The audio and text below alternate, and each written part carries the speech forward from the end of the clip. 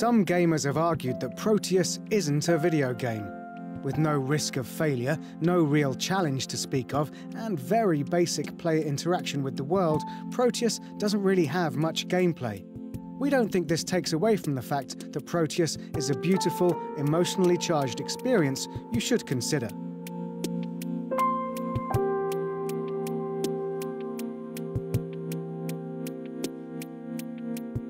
Proteus is arty, that's beyond question. Rendered in a flat, blocky-edged style that makes Minecraft look like Crysis, the program, which seems a better description than game, gives the user a randomly generated island to explore. You wake up in the foggy shallows, stroll onto the beach, and spend the experience exploring, pondering, and occasionally interacting, though your interaction is limited entirely to where in the world you move. Touch a rock, and you'll hear a soft gong. Chase a pack of birds, and flutes will play a burst of surprised sound. On PC, your only controls are W, A, S, and D, and your mouse. At a glance, it seems like Proteus is little more than a distraction, but there's more here than meets the eye.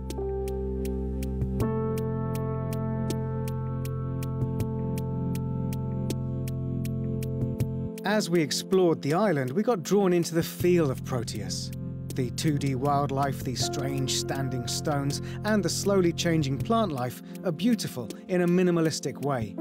The music is sweeping, haunting stuff that gets under your skin. Experience Proteus in a dark room on your own with the sound turned up high, and it's incredibly hypnotic. The art direction of Proteus proves something that many gamers have known for a long time. You don't need fancy cutting-edge graphics to make something look beautiful on a screen. The choice of pastel colours and the surreal lighting of Proteus are gorgeous to look at, even in their total simplicity.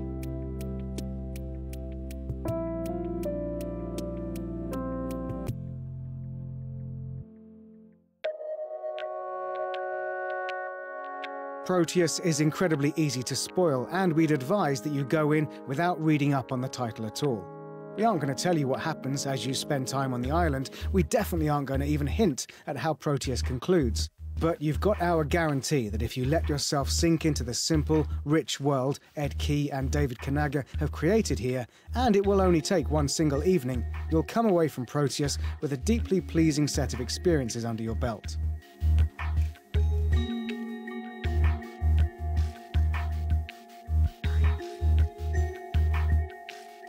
Video games do something that movies and books sometimes struggle to do. They inspire emotion.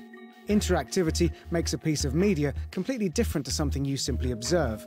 We challenge any gamer who's finished a Final Fantasy game to say it didn't move them. And there's hundreds of other games with the same power to make you laugh or cry, but it takes a really special novel or film to do the same thing.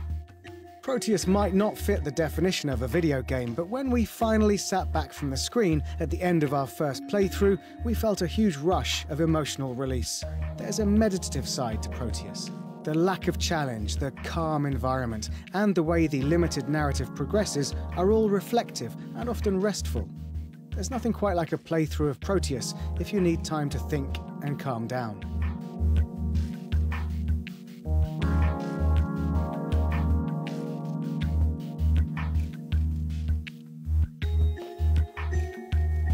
If you're looking for a challenge, Proteus isn't that at all.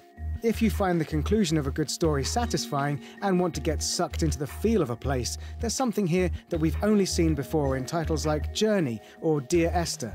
An emotional engagement with the user that shows that video games, once something used to entertain kids, are growing up. Proteus is simple, beautiful, and if you don't find it too pretentious, well worth a little of your time.